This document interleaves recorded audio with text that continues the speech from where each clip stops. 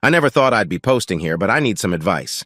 I'm Matt, 38, and my wife, Jessica, 35, and I have been married for 10 years.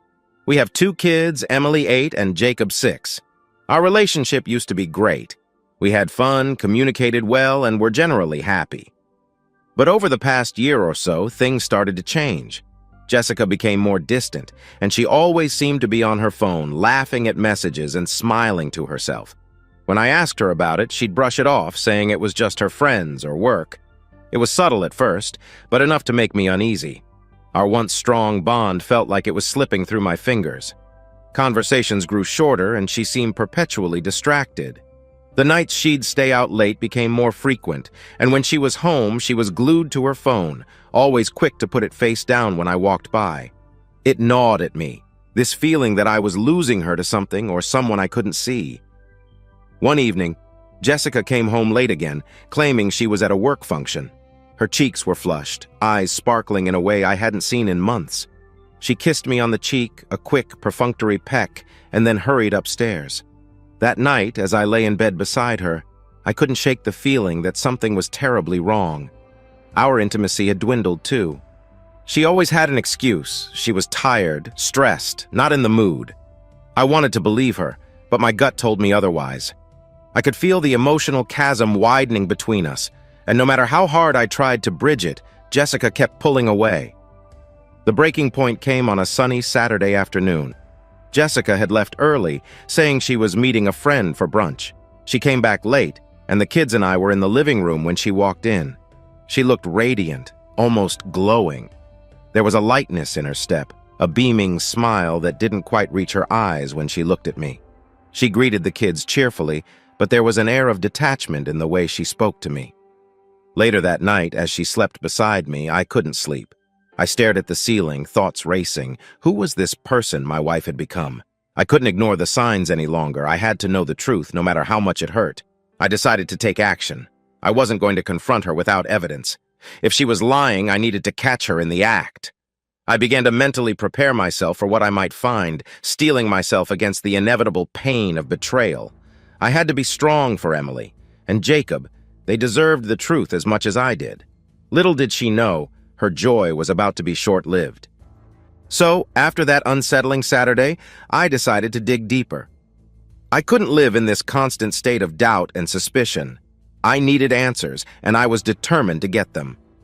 First, I started paying closer attention to her behavior. Jessica had a pattern shed be more cheerful and attentive to the kids right after her outings. I knew I had to track her movements, so I installed a GPS tracker in her car. I felt guilty for invading her privacy, but I convinced myself it was necessary. The kids deserved a father who knew the truth about what was happening in their home. The next time she went out, supposedly for another work event, I checked the GPS. She wasn't at any restaurant or office. She was parked at a house across town. My heart pounded as I stared at the screen, the reality of the situation hitting me like a freight train. I knew I had to see for myself, so I drove over, parking a few blocks away to avoid being seen. I walked up cautiously, my stomach churning. Through the window, I saw Jessica with a man I'd never seen before. They were laughing, touching, and then kissing. It was like a punch to the gut, seeing the woman I loved in someone else's arms. I felt a mix of rage, heartbreak, and a sickening sense of betrayal. But I couldn't stop there. I needed more proof. I took out my phone and started recording. My hands were shaking, but I managed to capture enough to confirm my worst fears. Jessica was having an affair. And not just any affair, this was clearly more than a fling. The intimacy between them was undeniable. As I stood there, hidden in the shadows, I felt a wave of conflicting emotions. Part of me wanted to storm in and confront them right then and there, but another part of me wanted to run away, to pretend I hadn't seen anything. In the end, I did neither. I walked back to my car, numb and disoriented. I drove around aimlessly for hours, trying to process what I'd just witnessed. I replayed the video over and over, the evidence of her betrayal searing into my brain. How could she do this to me, to our family? Every memory, every shared moment felt tainted by her deceit. When I finally got home, Jessica was there, acting like everything was normal. I felt like I was in a nightmare, and I didn't know how to wake up. I avoided her that night, claiming I was tired and had work to catch up on. I couldn't even look at her without feeling a surge of anger and sadness. I knew I had to confront her, but I needed to be smart about it. I spent the next few days gathering more evidence, checking her texts and emails when she wasn't around. The more I found, the worse it got. There were messages, pictures, plans for future meetups. It was clear this had been going on for months, right under my nose. When I felt like I had enough, I decided it was time. My heart was heavy with the weight of what I was about to do, but I knew it was necessary. Jessica needed to face the consequences of her actions, and I needed to reclaim my life and my dignity. Little did she know, her world was about to come crashing down.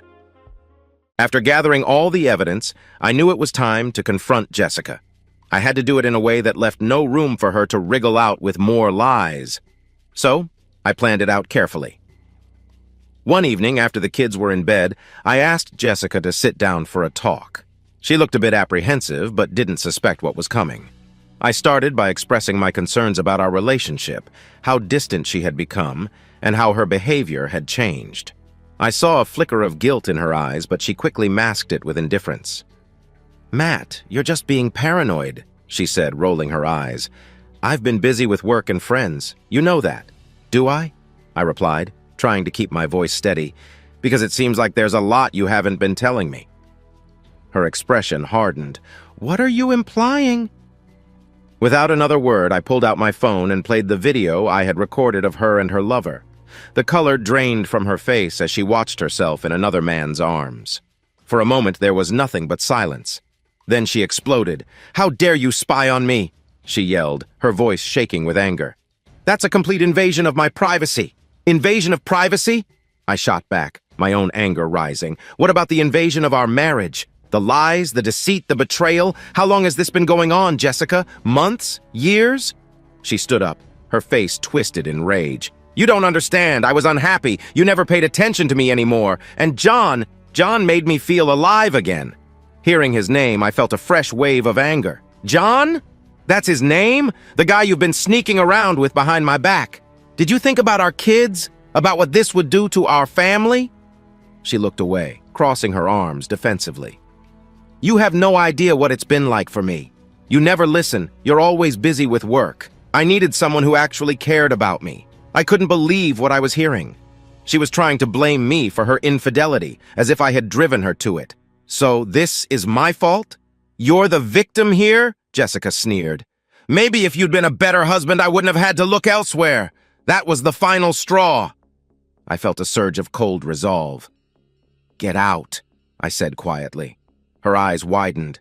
"What?" I said. "Get out," I repeated, louder this time. "Pack your things and leave. You can stay with your precious John for all I care. But you're not staying here and pretending like everything's okay."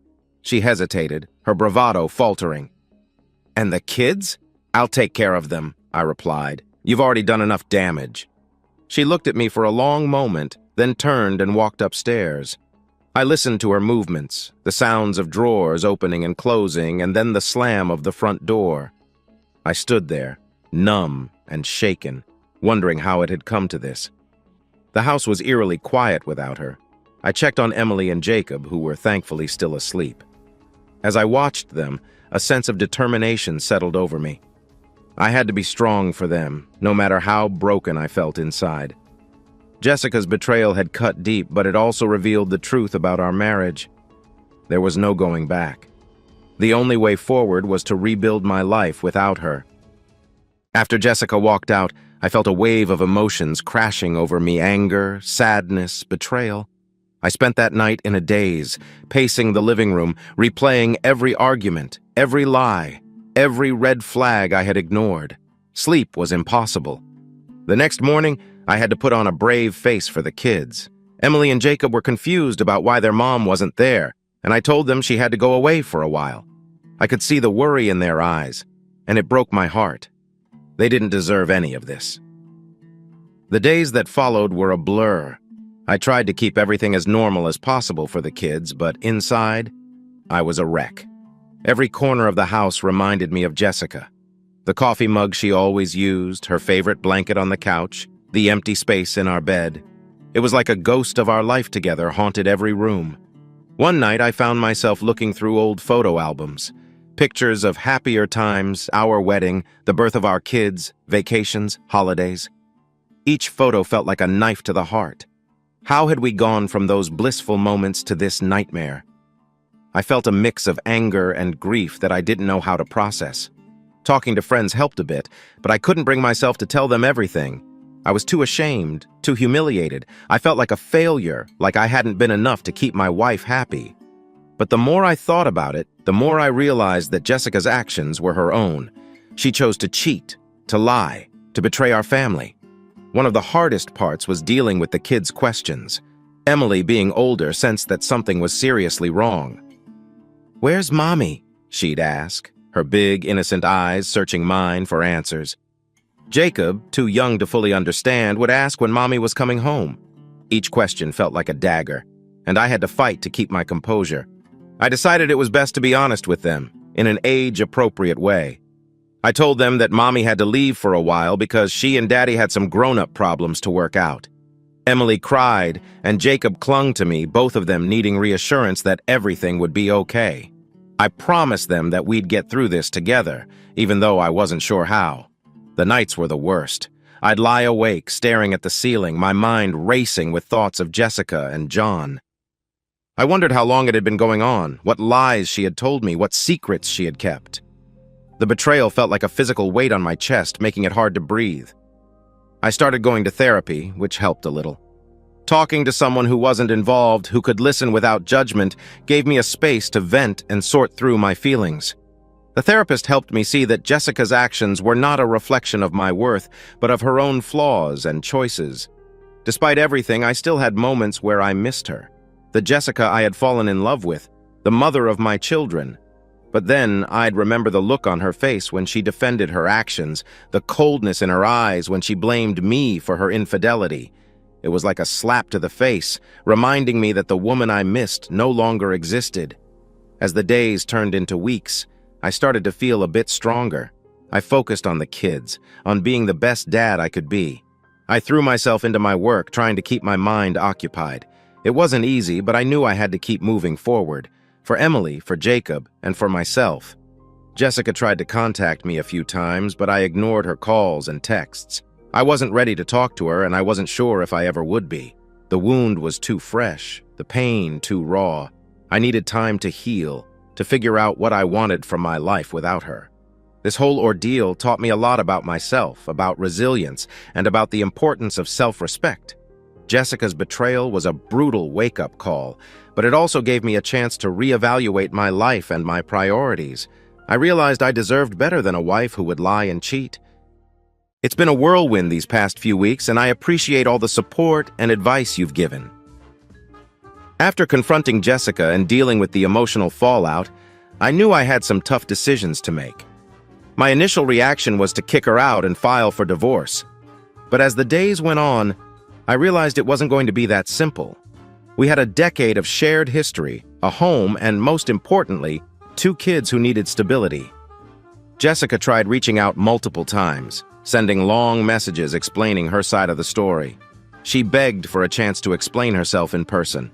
Initially, I ignored her. I wasn't ready to face her again, especially not after everything I'd uncovered. But after talking it over with my therapist and a few close friends, I decided it was better to hear her out. Maybe it would give me the closure I needed to move forward.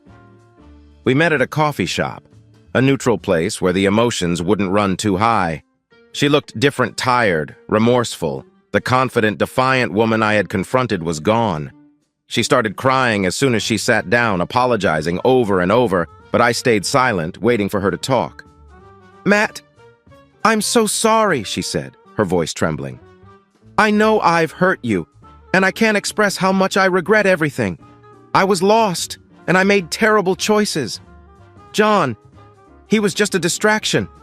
I never stopped loving you." Her words stung. How could she claim to love me while betraying me so deeply? "If you loved me, you wouldn't have done this, Jessica," I replied, trying to keep my voice steady. "You wouldn't have lied to my face, to our kids. You destroyed our trust." She nodded, tears streaming down her face. I know, I was selfish and stupid. I let my insecurities get the best of me. I felt neglected, and instead of talking to you about it, I looked for validation elsewhere. I'm not asking you to forgive me, but I am asking for a chance to make things right. For the kids, that was the crux of it, wasn't it? No matter how much pain I felt, Emily and Jacob deserved parents who could at least try to co-parent amicably. "What do you want, Jessica?" I asked, my voice softer now. "I want to be part of their lives," she said. "I want to be there for them, and for you, if you'll let me. I'm willing to go to counseling to do whatever it takes to earn back your trust. I know it will take time, but I'm committed to doing the work." Her words sounded sincere, but sincerity couldn't erase the betrayal. Still, I had to consider what was best for Emily and Jacob. I agreed to counseling, not for the sake of saving our marriage, but to help us navigate the complicated process of separation and co-parenting. We set up a schedule for her to see the kids, trying to keep their routines as normal as possible. The first few sessions were tough. We rehashed the past, laying bare all the wounds and scars. Jessica was honest about her affair, and I was honest about the impact it had on me. The therapist helped us communicate better, to understand each other's perspectives without resorting to blame and anger. It wasn't easy, but it was necessary. As the weeks went by, I started to see small changes in Jessica. She was more attentive to the kids, more present and engaged. She was trying, and I had to give her credit for that. But the trust was still shattered, and I didn't know if it could ever be fully rebuilt. In the meantime, I focused on rebuilding my own life. I reconnected with old friends, picked up hobbies I had neglected, and spent quality time with Emily and Jacob. Slowly, I began to feel like myself again, independent of Jessica and our broken marriage. Jessica and I eventually sat down to discuss the future. We both agreed that a divorce was the best path forward. It was painful to admit that our marriage was beyond repair, but it was also a relief to have a clear direction. We wanted to avoid a messy legal battle, so we decided to go through mediation to settle everything amicably. We told the kids together, explaining that Mommy and Daddy would no longer be living together, but that we both loved them very much and would always be there for them. Emily cried, and Jacob was confused, but we reassured them that they would still see both of us and that things would be okay. In the end, Jessica and I managed to find a way to co-parent effectively. It wasn't the life I had envisioned, but it was a step towards a new beginning. The pain of her betrayal would always be a part of our history, but it didn't have to define our future. After making the decision to divorce, Jessica and I focused on building a new normal for the kids and ourselves. We continued our counseling sessions, which helped us communicate better and establish boundaries. We wanted to ensure that Emily and Jacob felt secure and loved, despite the upheaval in their lives. One of the toughest parts was splitting our time with the kids. Jessica and I agreed on a custody arrangement that allowed both of us to have significant time with Emily and Jacob. The first few weeks were difficult, with the kids struggling to adjust to the new routine. There were nights when Emily would cry, missing her mom, and Jacob would ask why we couldn't all be together again. Those moments broke my heart, but I knew we were doing what was best in the long run. Jessica moved into a small apartment nearby, and we kept the kids in their same school and activities to maintain some sense of stability. We coordinated on school events, birthdays, and holidays, ensuring that the kids saw both of us involved in their lives. It was awkward and painful at first, but over time we found a rhythm that worked. I also made sure to take care of myself during this transition. I leaned on my friends and family who were incredibly supportive. I continued therapy, which was a crucial outlet for processing my emotions and building a path forward. I took up running again, something I used to love but had neglected over the years. It became a way to clear my mind and stay grounded. One evening, a few months after Jessica had moved out, she called me unexpectedly. Her voice was hesitant, almost nervous. "Matt, can we meet? I need to talk to you about something important." I agreed, feeling a mix of curiosity and apprehension. We met at a quiet park, a place where we used to take the kids on weekends. She looked different, more vulnerable than I had ever seen her. "Matt, I've been doing a lot of thinking," she began. "About us, about what I did and why. I've realized how much I took for granted and how deeply I hurt you. I know I can't undo the past, but I want to try to make amends." I listened, unsure of where she was going with this. "What do you mean, Jessica?" "I've decided to break things off with John," she said, tears welling up in her eyes. "He was never what I truly wanted. It took losing everything to see that. I know it's too late for us, but I want to focus on being a better person, a better mother, for the kids and for myself." Her words hit me hard. Part of me felt a small, vindictive satisfaction knowing that her affair had fallen apart. But mostly I felt a strange sense of closure. It didn't erase the pain or betrayal, but it showed me that she was genuinely trying to change. "Jessica, I appreciate you telling me this," I replied. "I hope you find what you're looking for. The kids deserve to see us both at our best, even if we're not together." We talked for a while longer, discussing how to co-parent more effectively and support each other in moving forward. It was a difficult conversation, but it felt like a necessary step in our healing process. As time went on, things slowly improved. The kids adapted to their new routine, and Jessica and I managed to establish a respectful, if distant, relationship. I focused on creating a positive environment at home, filling our days with laughter, love, and new memories. One day, as I was dropping the kids off at Jessica's apartment, Emily turned to me and said, "Daddy, are we going to be okay?" I smiled and hugged her tightly. "Yes, sweetie, we're going to be just fine. No matter what happens, we'll always have each other, and that's where I am now, Reddit." It's been a rough road, but I'm starting to see the light at the end of the tunnel. Jessica and I will never be what we once were, but we're finding a way to be good parents to our kids and decent human beings to each other. It's not the ending I envisioned, but it's a new beginning, one that I'm cautiously optimistic about. If anyone out there is going through something similar, know that it's okay to feel lost and hurt. It's okay to take your time to heal. Just remember to focus on what matters most, yourself and your loved ones. We're stronger than we think, and there's always hope for a brighter future. With Jessica and I finding a way to co-parent and create a stable environment for Emily and Jacob, I've started focusing on rebuilding my own life. One of the first steps I took was renovating the house. It might sound superficial, but changing the physical space helped me let go of some of the pain. I repainted the walls, rearranged the furniture, and created a home office in what used to be Jessica's crafting room. It was therapeutic, transforming our home into a place that felt truly mine and the kids. I also started reconnecting with old friends and making new ones. I joined a local running club, which not only helped me stay in shape, but also introduced me to a community of supportive people. Through the club, I met Sarah, a fellow runner and single mom. We started out as friends, bonding over shared experiences and mutual support. Sarah and I grew closer over time. She was kind, understanding, and had a warmth that made me feel at ease. We took things slow, both of us wary of rushing into anything serious. It was refreshing to be with someone who understood the complexities of my situation without judgment. One weekend, I decided to take the kids on a camping trip, a chance for us to bond and create new memories. It was the first time I'd taken them camping without Jessica, and I was nervous. But the trip turned out to be a success. Emily and Jacob loved the adventure, and I found a sense of peace in the simplicity of nature. Around the campfire, as we roasted marshmallows and shared stories, I felt a deep sense of contentment. I realized that despite everything, I was starting to find happiness again. The pain of Jessica's betrayal still lingered, but it was no longer the defining feature of my life. Back home, our routine continued to stabilize. Jessica and I communicated better about the kids' needs and schedules. We attended school events and extracurricular activities together, maintaining a united front for Emily and Jacob. It wasn't always easy, but we managed to put our differences aside for their sake. One evening, after dropping the kids off at Jessica's, I met up with Sarah for dinner. We talked about everything: our kids, our pasts, our hopes for the future. There was a moment of silence, and then she reached across the table and took my hand.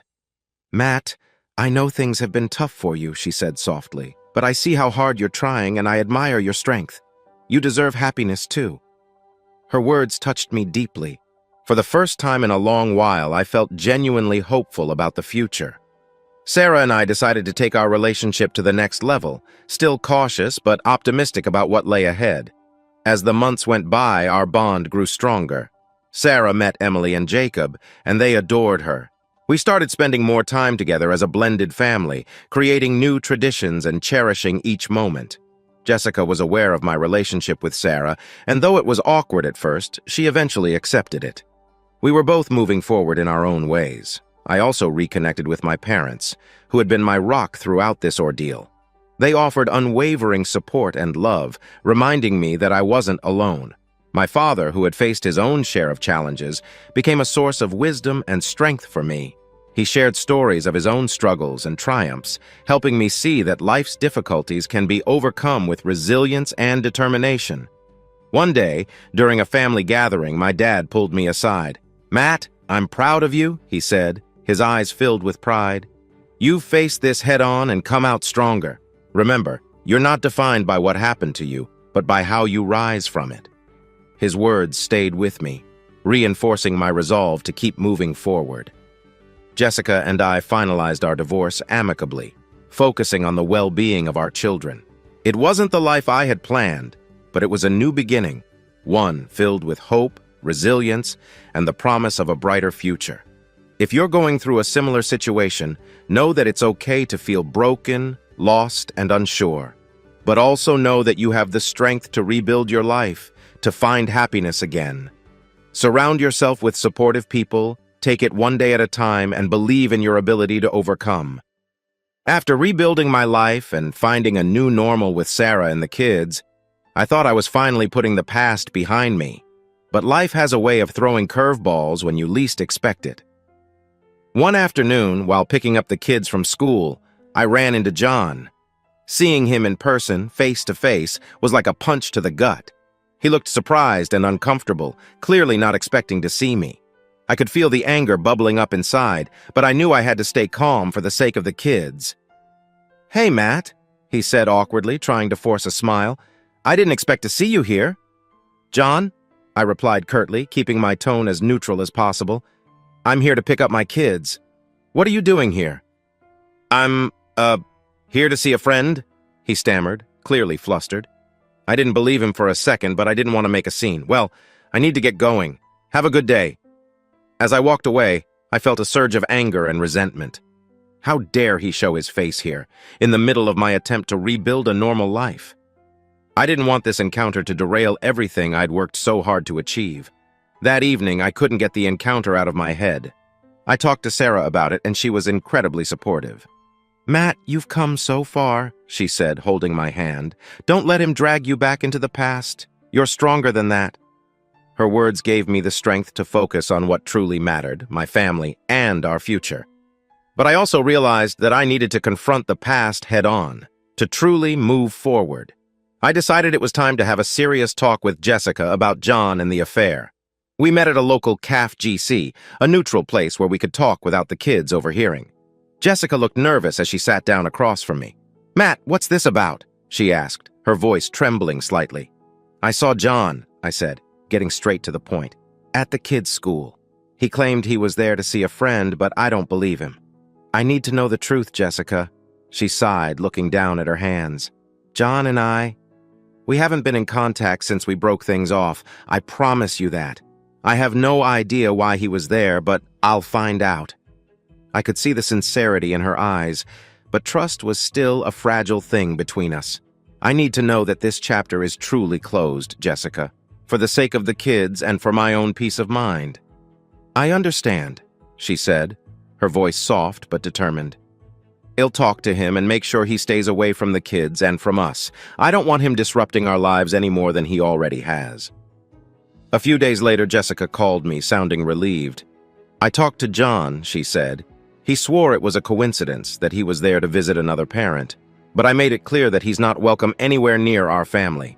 He understands." I felt a weight lift off my shoulders, but there was still one more thing I needed to do. I needed to confront John directly, to ensure he understood the boundaries. We met at a park, away from prying eyes. John looked nervous as he approached, but I stayed calm.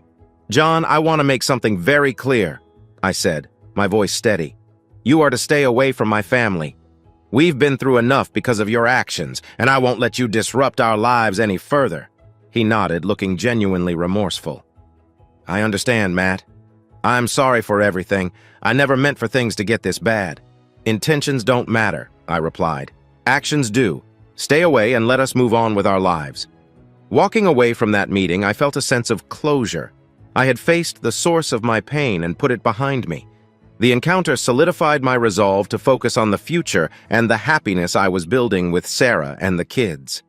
As the weeks went by, life continued to improve. Emily and Jacob were thriving, and Sarah and I were growing closer each day. The shadows of the past were finally starting to fade, replaced by the bright promise of a new beginning. To anyone going through a similar situation, know that it's possible to overcome the pain and find happiness again.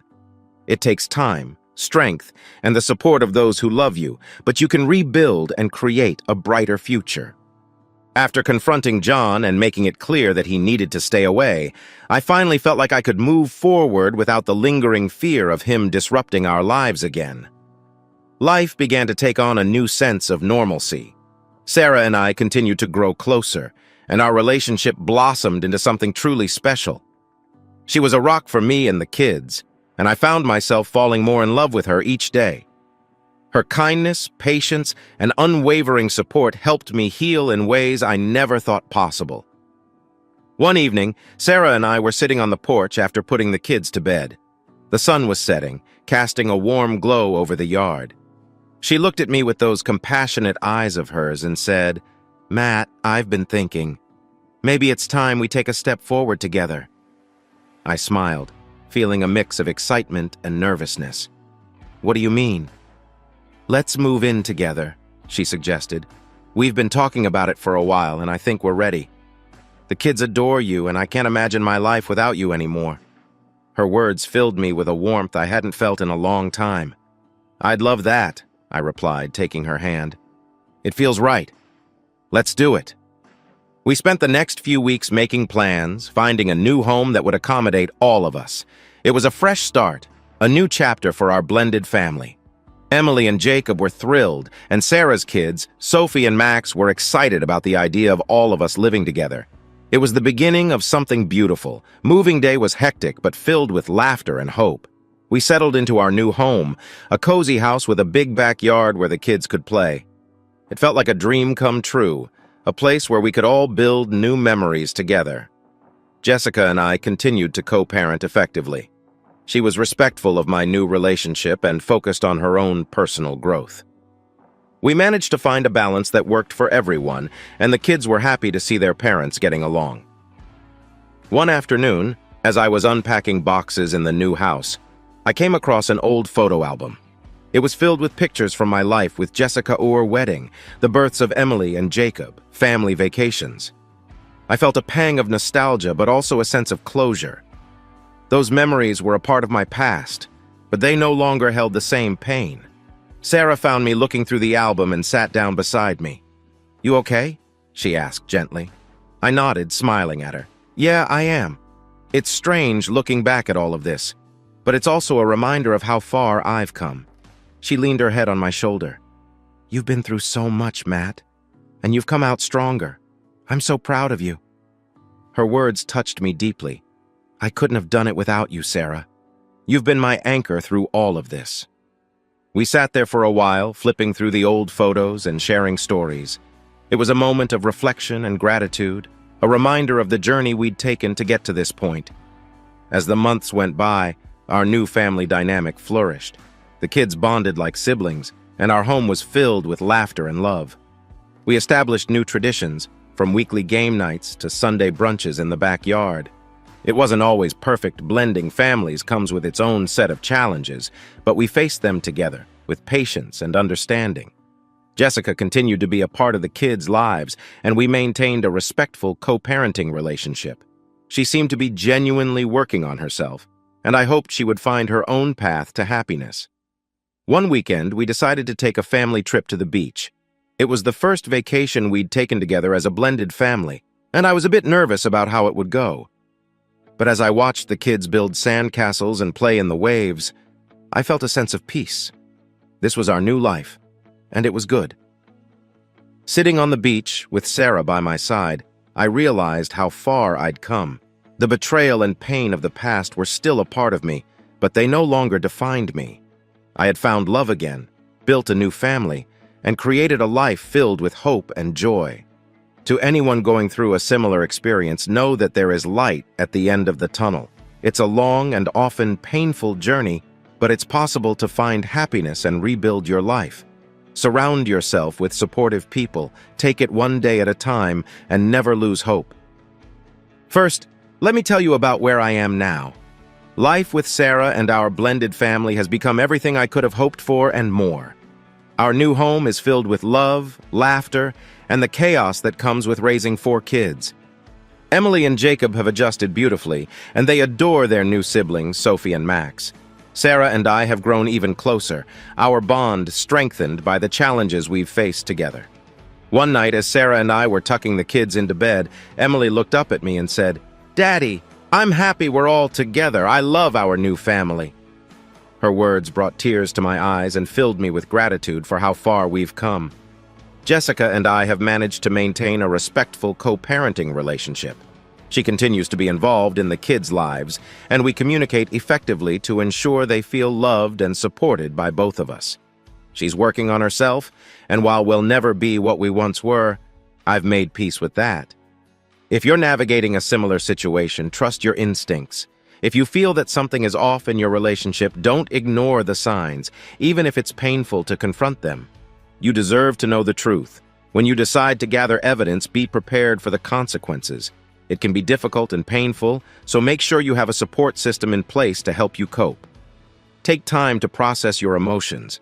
It's okay to feel a wide range of feelings: anger, sadness, betrayal. Give yourself time to process these feelings. Therapy can be incredibly helpful in navigating this emotional turmoil. Focus on what matters most. For me, that was my kids. Their well-being was my top priority, and it gave me the strength to move forward. Focus on the things that truly matter and bring you joy. Lean on your support system. Friends, family, and therapy were invaluable to me during this time. Don't be afraid to ask for help and lean on those who care about you. Take care of yourself. Reconnect with hobbies, exercise, and activities that bring you peace and happiness. It's essential to take care of your mental and physical health. If you're going through a similar experience, know that there is light at the end of the tunnel. It's a long and often painful journey, but it's possible to find happiness and rebuild your life. Surround yourself with supportive people. Take it one day at a time and believe in your ability to overcome.